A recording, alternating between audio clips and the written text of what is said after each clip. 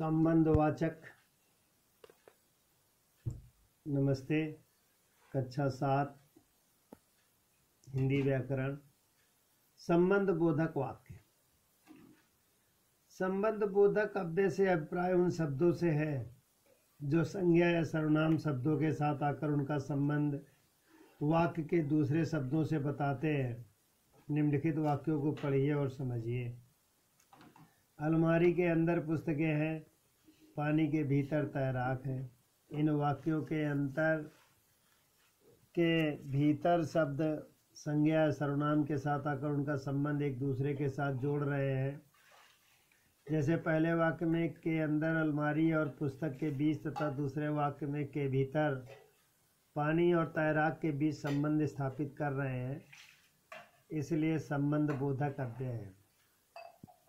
परिभाषा इस प्रकार है, जिन अभिकारी शब्दों से संज्ञा या सर्वनाम का संबंध वाक्य के दूसरे शब्दों से जाना जाता है उन्हें संबंध बोधक वाक्य कहते हैं। हिंदी में संबंध बोधक अव्यय का प्रयोग 3 प्रकार से होता है। जैसे विभक्ति युक्त, मकान के सामने वृक्ष है। विभक्ति रहित, वह आजन्म कुंवारी रही। दोनों प्रकार से पत्र के द्वारा सूचित करो या पत्र द्वारा सूचित करो। संबंध बोधक अव्यय का वर्गीकरण इस प्रकार है। संबंध बोधक अव्यय का वर्गीकरण इस प्रकार इसे 3 भागों में बांटा गया है। प्रयोग के आधार पर, व्युत्पत्ति के आधार पर, अर्थ के आधार पर। यहाँ हम अर्थ के आधार पर संबंध बोधक वर्गीकरण समझेंगे। अर्थ के आधार पर संबंध बोधक अव्यय। अर्थ के आधार पर संबंध बोधक अव्यय का वर्गीकरण निम्न प्रकार से है। कालवाचक, स्थानवाचक, दिशावाचक, साधनवाचक, समतावाचक, कारणवाचक, तुलनात्मक वाचक, सहचरवाचक, विरोधवाचक, संग्रहवाचक, व्यतिरेकवाचक, विनिमयवाचक।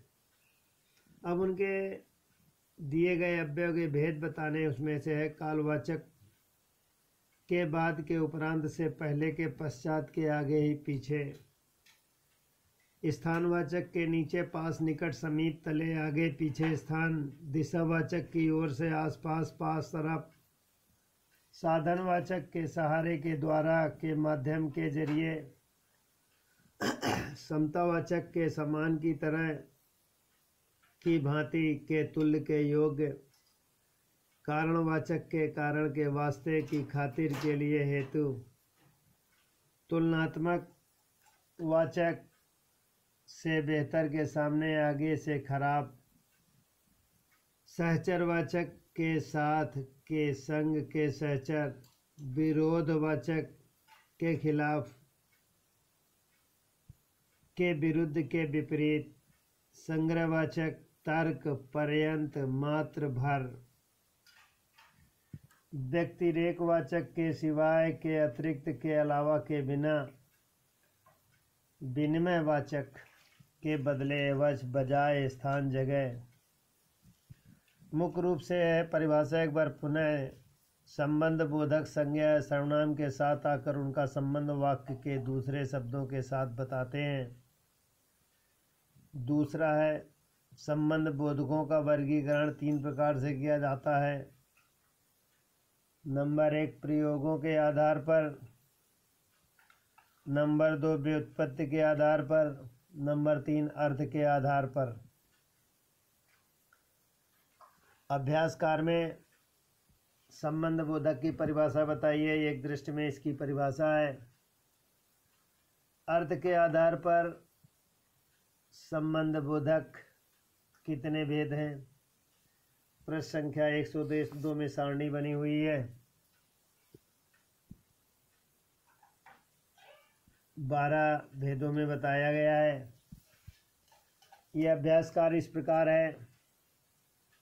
के बाद संबंधवाचक जो के बाद है के साथ है, सहचर है।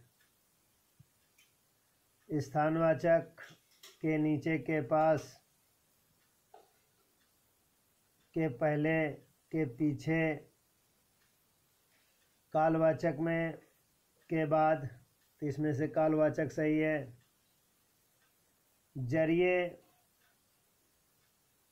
संबंध बोधक है, इसमें साधनवाचक, तुलनात्मक वाचक। तो साधनवाचक में के जरिए लास्ट में लिखा है, इसलिए में ये सही है। के कारण संबंध, के कारण संबंध बोधक। के कारण अगर संबंध बोधक है तो इसमें से विरोधवाचक नहीं है। संग्रहवाचक तक पर्याप्त, ये भी नहीं है। कारणवाचक के कारण, इसमें ये सही है।